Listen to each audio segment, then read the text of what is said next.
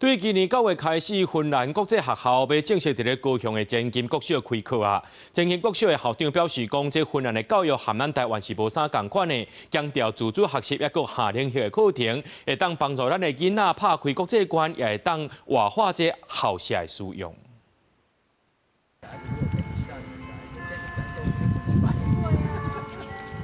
下課前寫一單，囡仔隨走出來運動行算。對今年9月開始，高雄前金國小這棟自強樓的1、2樓將會成為芬蘭國際學校的教室。去年就傳出芬蘭有意思要佇台灣設國際學校，對原地方向的桃園落尾確定要設佇高雄。前幾天，芬蘭國會也專工帶團來學校參觀。前金國小校長講，可能是因為學校就佇愛河邊，囡仔會當親近大自然，而且校園的硬體設備甲環境攏有下因的需求。因為他們也喜歡戶外運動啊，喜歡活動。那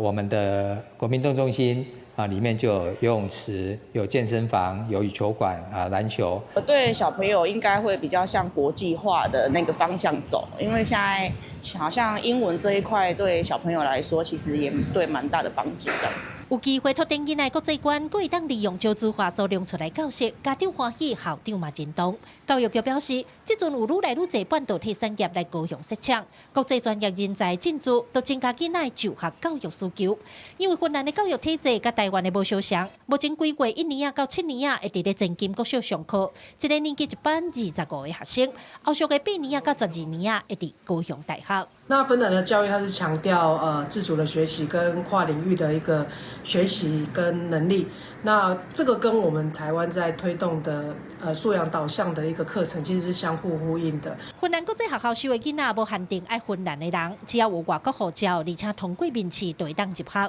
前金國小校長表示，因為學制上的差別，兩間學校上下課的時間無同齊，另外關於資源共享的分配，這個問題攏需要擱敲切。不過，若對長遠的發展來看，對咱的囡仔幫助也是較大。記者郭家祖、柯超陽、高雄場報道。